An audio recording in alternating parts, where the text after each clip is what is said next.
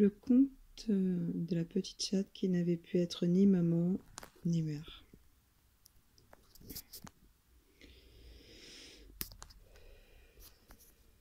Nos comportements les plus inattendus, nos conduites les plus surprenantes ou qui paraissent les plus inacceptables sont des langages avec lesquels nous tentons de parler de l'une ou de l'autre, des blessures de notre histoire. Ces blessures s'organisent autour de l'injustice, de la trahison, de l'humiliation et de l'impuissance. Il était une fois une chatte qui se reposait, un œil ouvert et l'autre fermé, sur le dossier, très confortable d'un divan. Installée à sa place préférée, elle ronronnait doucement et paraissait très songeuse. Je dois vous dire aussi que se reposer était son activité principale. Il y a quelques années encore, elle n'hésitait pas à sauter par la fenêtre, à courir sur le bord des toits et des murs, à circuler dans le village durant tout le jour et parfois même jusque tard le soir. Vous savez peut-être que les chats voient dans le noir, ce qu'ils adorent la nuit.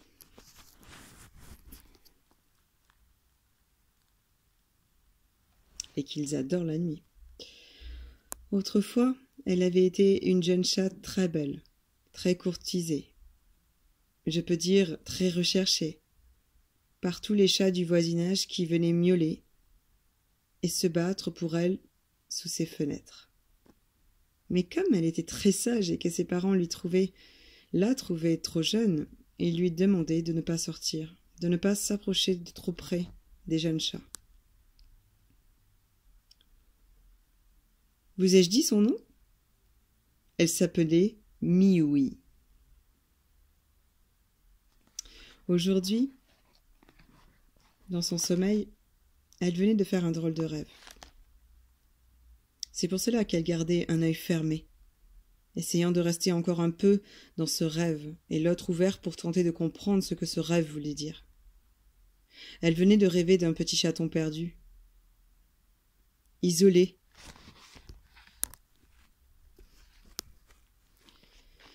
au milieu d'une île sur une rivière. Et dans son rêve, elle se tenait au bord de la rivière, impuissante à aller secourir le chaton, craignant l'eau et la violence du courant. En effet, au pays des chats, les rêves sont très importants. Ils permettent de mieux comprendre les mystères de leur vie, car il y a toujours une part de mystère dans la vie de chacun. Par exemple, dans la vie de Miaoui, il y avait un secret qu'elle n'avait jamais dit à personne. Un secret qui remontait au temps de sa jeunesse, justement. Je vous ai dit que ses parents ne voulaient pas qu'elle sorte la nuit ou qu'elle s'attarde avec des chats, mais un jour, elle avait rencontré un chat nouvellement arrivé dans le quartier. Un chat marin. Oui, cela existe. Un chat qui était matelot sur un bateau de guerre, qui devait bientôt lever l'ancre. Mais cela, Mioui ne le savait pas encore. Car la première fois qu'il s'était vu, ou plutôt qu'elle l'avait aperçu, elle avait senti ses yeux devenir très doux, son cœur battre très très fort dans sa poitrine de chatte, et son poil devenir très brillant. En un mot, elle était amoureuse. Amoureuse, cela veut dire pour une chatte sentir son cœur plus grand, tout vivant, avoir l'impression d'être plus belle, plus légère. À partir de cet instant, elle n'avait plus eu qu'un désir, partir. De cet instant, elle n'avait plus qu'un désir, revoir ce chat, rechercher sa présence, parler avec lui, sentir la patte qu'il mettrait sur son épaule, son museau contre le sien, faire le projet de le voir encore et surtout s'approcher tout contre lui, car elle se sentait bien quand il était là. Et Miaoui, et Miaron, le chat marin, semblait lui aussi très intéressé par Miaoui. Très intéressé car il la trouvait belle et désirable et si pleine de vie. Il arriva ce qui arrive souvent quand deux cœurs, deux corps sont attirés l'un par l'autre. Un soir, Ils firent l'amour, à la façon des chats, bien sûr. Ce fut très bon pour l'un et pour l'autre. Et même, je dois vous le dire, ils recommencèrent plusieurs fois de suite dans les jours qui suivirent.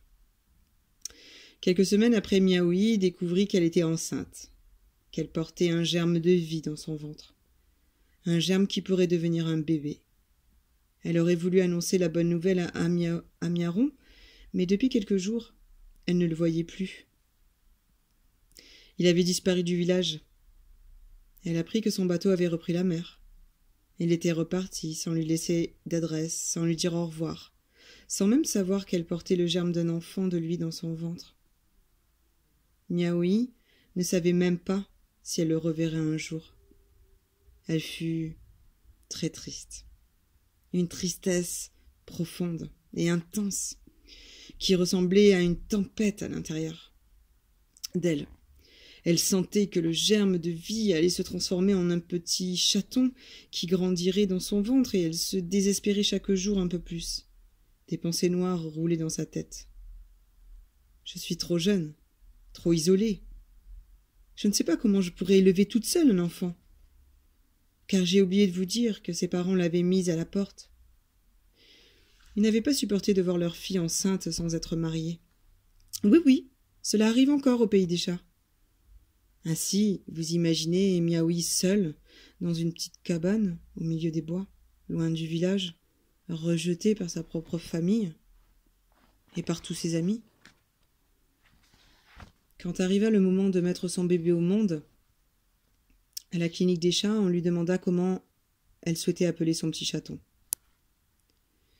Et Miaoui se mit à pleurer très fort. Les mots se bousculaient dans sa gorge. « Je ne peux pas lui donner de nom, car je sens que je ne pourrai pas être une bonne mère pour lui. Je suis seule, trop jeune, sans ressources, et je me sens impuissante à élever mon bébé. Je sais qu'il existe beaucoup de couples de chats qui veulent avoir des bébés et qui n'y arrivent pas. Si un couple sans chaton veut adopter mon enfant, c'est eux qui lui donneront un nom.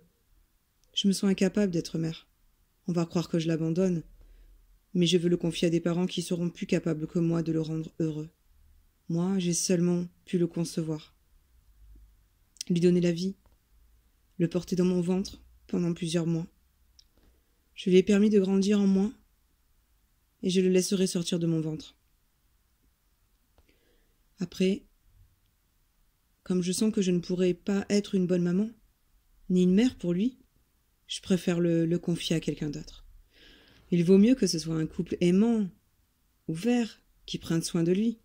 Un bébé a besoin d'une mère disponible, d'un papa présent pour se développer avec le maximum de chance. Je sais tout cela, mais je ne pourrai pas lui donner la sécurité dont il aura besoin.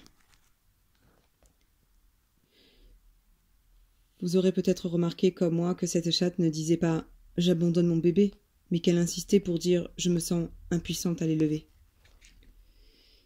Et même si plus tard, on pense qu'elle a abandonné son chaton, ne le croyez pas. Une mère n'abandonne jamais son enfant. Elle peut se sentir insuffisante, impuissante, démunie, mais elle ne rejette pas son enfant.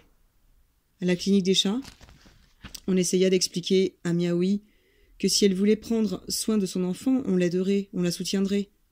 On l'encouragea à le garder et à s'occuper de lui. Mais Miaoui était trop désespérée. Elle n'avait pas suffisamment confiance en elle.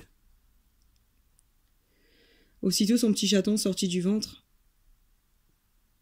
Elle refusa de le garder et demanda qu'on l'emporte dans un foyer où sont gardés durant quelques jours les bébés en attente d'avoir les parents de remplacement. On les appelle des parents adoptifs, qui viendront les recueillir, leur offrir un nom et les élever en leur donnant tout ce dont un enfant a besoin. Je sais que tout cela peut vous révolter, vous mettre en colère. Vous pouvez peut-être penser qu'une maman n'a pas le droit de laisser son enfant à d'autres parents. Cependant, je ne sais si vous avez entendu que Miaoui, à sa façon, avait été très généreuse, très courageuse.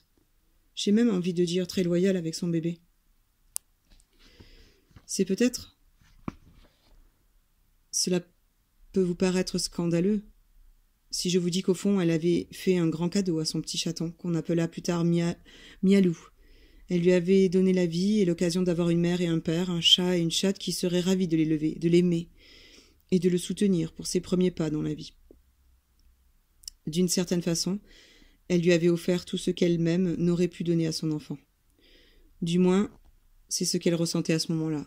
Ainsi, bien des années plus tard, Miaoui, qui songeait sur le dossier du divan et qui avait fait le rêve dont je vous ai parlé au début de mon histoire, se disait « J'espère que ce petit chaton que j'ai porté dans mon ventre il y a si longtemps est devenu un beau petit chat, qu'il a pu grandir auprès de parents aimants et disponibles. C'est vrai que je ne sais même pas son nom, mais j'ai plaisir à imaginer qu'il est heureux. Et si on lui a dit qu'il était un enfant adopté, que sa mère l'avait abandonné et qu'il ne m'en veuille pas trop. Si j'avais su à l'époque tout ce que je sais aujourd'hui, je suis sûre que je l'aurais gardé avec moi.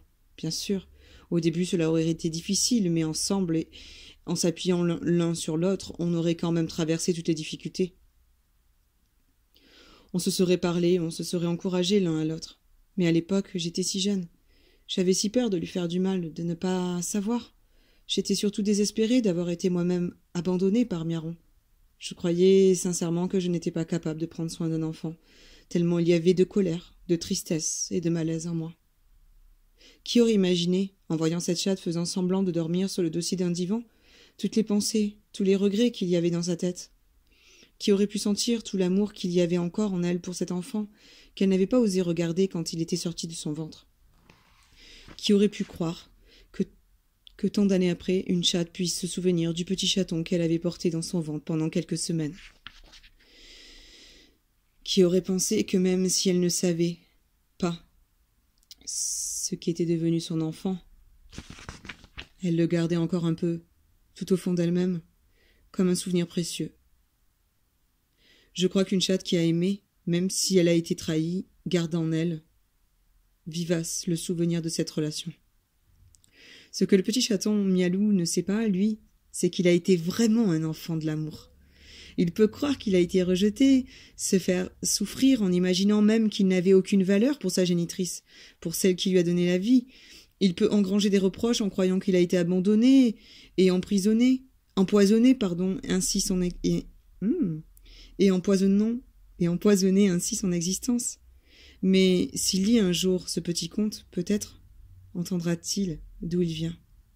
Car certains petits chats qui ont vécu cette expérience sont capables de se gâcher une partie de leur existence en accusant leur mère de ne pas les avoir aimés suffisamment au point de les abandonner. Vous sentez, en ayant entendu l'histoire de la chatte Miaoui, que cela ne se passe pas toujours comme ils peuvent le croire.